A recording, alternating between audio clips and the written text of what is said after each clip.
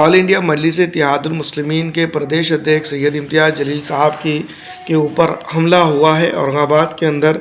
और ये जो है तो बहुत ही गलत बात है कि राजनीतिक तौर पर किसी दो गुट एक साथ आमने सामने भिड़ गए हैं।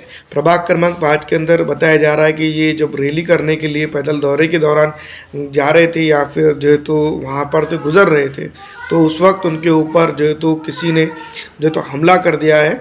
और जो है बकौल इम्तियाज़ जलील साहब ने जिस तरह से स्पीच दी है उसके अंदर उन्होंने बताया कि जो है तो ये एक जानलेवा हमला था, गुंडों के द्वारा सोची समझी साजिश के तहत जो तो उनके ऊपर हमला किया गया है। और जो तो वो नहीं चाहते हैं कि जो है तो इम्तियाज़ जलील साहब जो है तो औरंगाबाद की महानगर पालिका के चुनाव के अंदर प्रचार प्रसार करें।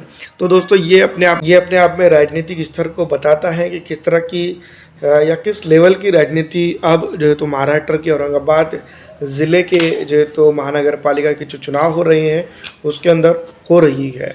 अगर कुल मिलाकर बात की जाए तो ये बात हम ज़रूर कह सकते हैं कि औरंगाबाद के अंदर ऑल इंडिया मजलिस-ए-इत्तेहादुल मुस्लिमीन की जो मकबूलियत है, जो स्टैंड है, वो काफ़ी जो है तो बड़ा हुआ दिखाई दे रहा है। इसी के चलते विपक्ष या फिर अपोजिशन जिसको हम कहेंगे पूरी तरह से बौखला गया है और यही बौखलाहट अब जो है तो निकल कर सामने आते हुए नज़र आ रही है।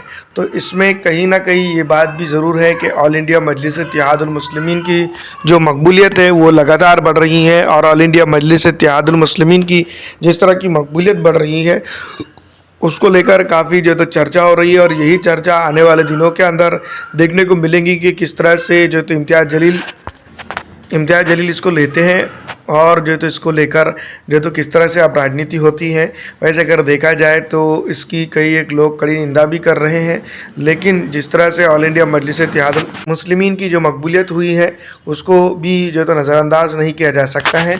और जलन क्या किसी ने जलन का मामला बताया है, लेकिन इम्तियाज़ जलील साहब ने खुले तौर पर इसको गुंडों के ज़रिए से सोची समझी साजिश भी बता दी है। तो अब देखना ये होगा कि क्या कुछ जो तो इस इलाके के अंदर हालात होते हैं और किस तरह से इसको हिमायत लेती है। फिलहाल इस वीडियो में इतना ही। अच्छी लगने पे लाइक और ज़्यादा से ज़्यादा दूसरों तक शेयर कर दीजिएगा।